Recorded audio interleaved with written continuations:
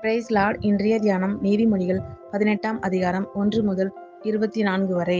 பிரிந்து போகிறவன் தன் இச்சையின்படி செய்ய பார்க்கிறான். எல்லா ஞானத்திலும் தலையிட்டுக் கொள்கிறான். மூடன் ஞானத்தில் பிரியங்கொள்ளாமல் தன் மனதில் உள்ளவைகளை வெளிப்படுத்த பிரியப்படுகிறான். துன்மார்க்கன் வர அவமானம் வரும், அவமானத்தோடே நிந்தையும் வரும்.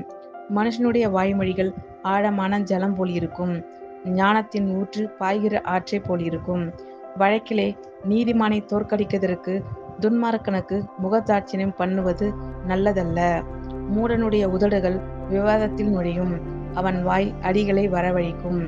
மூடனுடைய வாய் அவனுக்கு கேடு, அவன் உதடுகள் அவன் ஆத்துமாவுக்கு கண்ணி. கோல்காரனுடைய வார்த்தைகள் விளையாட்டு போல் இருக்கும், ஆனாலும் அவைகள் உள்ளத்திற்குள் தைக்கும். தன் வேலையில் அசதியாயிருப்பவன் அழிம்பனுக்கு சகோதரன். கர்த்தரின் நாமம் பலத்த துருகம், நீதிமான் அதற்குள் ஓடி சுகமாயிருப்பான். ஐசுவரியவானுடைய பொருள் அவனுக்கு அரணான பட்டணம், அது அவன் எண்ணத்தில் உயர்ந்த மதில் போல் இருக்கும். அழிவு வருமுன் மனுஷனுடைய இருதயம் இருமாப்பாய் இருக்கும், மேன்மைக்கு முன்னானது தாழ்மை. காரியத்தை கேட்கும் முன் உத்தரம் சொல்லுகிறவனுக்கு அது புத்தியினமும் வெட்கமாயிருக்கும். மனுஷனுடைய ஆவி அவன் பலவீனத்தை தாங்கும், முறிந்த ஆவி யாரால் தாங்கக்கூடும்? புத்திமானுடைய மனம் அறிவை சம்பாதிக்கும், ஞானியின் செவி அறிவை நாடும். ஒருவன் கொடுக்கும் வெகுமதி அவனுக்கு வழி உண்டாக்கி பெரியோர்களுக்கு முன்பாக அவனை கொண்டு போய்விடும். தன் வழக்கிலே முதல் பேசுகிறவன் நீதிமான் போல் காணப்படுவான், அவன் அயலானோ வந்து அவனை பரிசோதிக்கிறான். சீட்டு போடுதல் விரோதங்களை ஒழித்து பலவான்கள் நடுவே சிக்கருக்கும். அரணான பட்டணத்தை வசப்படுத்துவதை பார்க்கிலும் கோபம் கொண்ட சகோதரனை வசப்படுத்துவது அரிது. அவர்களுடைய விரோதங்கள் கோட்டை தாழ்பால்கள் போல் இருக்கும். அவனவன் வாயின் பலனால் அவனவன் வயிறு நிரம்பும், அவனவன் உதடுகளின் விளைவினால் அவனவன் திருப்தியாவான். மரணமும் ஜீவனும் நாவின் அதிகாரத்தில் இருக்கும், அதில் பிரியப்படுகிறவர்கள் அதன் கனியை புசிப்பார்கள். மனைவியை கண்டடைகிறவன் நன்மையானதை கண்டடைகிறான், கர்த்தரால் தயையும் பெற்றுக்கொள்கிறான். தரித்திரன் கெஞ்சி கேட்கிறான், ஐசுவரியான் கடினமாய் உத்தரவு கொடுக்கிறான்.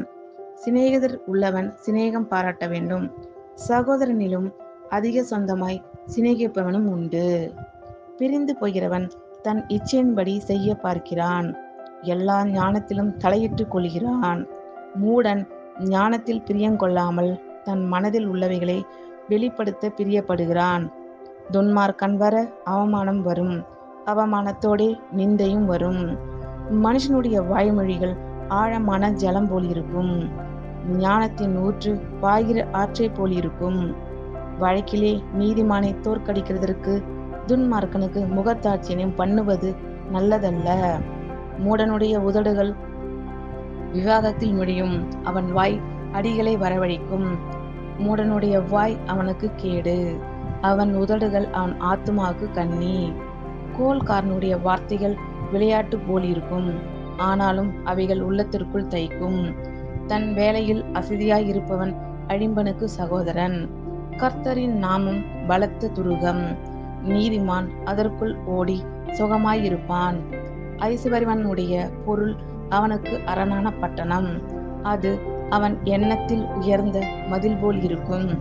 அழிவு வருமுன் மனுஷனுடைய இருதயம் இருமாப்பாய் இருக்கும், மேன்மைக்கு முன்னானது தாழ்மை. காரியத்தை கேட்கும் முன் உத்தரம் சொல்லுகிறவனுக்கு அது புத்தியினமும் வெட்கமாயிருக்கும். மனுஷனுடைய ஆவி அவன் பலவீனத்தை தாங்கும், முறிந்த ஆவி யாரால் தாங்கக்கூடும்? புத்திமானுடைய மனம் அறிவை சம்பாதிக்கும், ஞானியின் செவி அறிவை நாடும். ஒருவன் கொடுக்கும் வெகுமதி அவனுக்கு வழி உண்டாக்கி பெரியோர்களுக்கு முன்பாக அவனை கொண்டு போய் விடும். தன் வழக்கிலே முதல் பேசுகிறவன் நீதிமான் போல் காணப்படுவான், அவன் அயலானோ வந்து அவனை பரிசோதிக்கிறான். சீட்டு போடுதல் விரோதங்களை ஒழித்து பலவான்கள் நடுவே சிக்கருக்கும். அரணான பட்டணத்தை வசப்படுத்துவதை பார்க்கிலும் கோபம் கொண்ட சகோதரனை வசப்படுத்துவது அரிது. அவர்களுடைய விரோதங்கள் கோட்டை தாழ்பால்கள் போல் இருக்கும், அவனவன் வாயின் பலனால் அவனவன் வயிறு நிரம்பும், அவனவன் உதடுகளின் விளைவினால் அவனவன் திருப்தியாவான். மரணமும் ஜீவனும் நாவின் அதிகாரத்தில் இருக்கும். அதில் பிரியப்படுகிறவர்கள் அதன் கனியை புசிப்பார்கள். மனைவியை கண்டடைகிறவன் நன்மையானதை கண்டடைகிறான். கர்த்தரால் தயையும் பெற்றுக்கொள்கிறான். தரித்திரன் கெஞ்சி கேட்கிறான். ஐஸ்வர்யான் கடினமாய் உத்தரவு கொடுக்கிறான். சிநேகிதர் உள்ளவன் சிநேகம் பாராட்ட வேண்டும். சகோதரனிலும் அதிக சொந்தமாய் சிநேகிப்பவனும் உண்டு. ஆமேன். கர்த்தர் உங்கள் அனைவரையும் ஆசீர்வதிப்பாராக. God bless you all.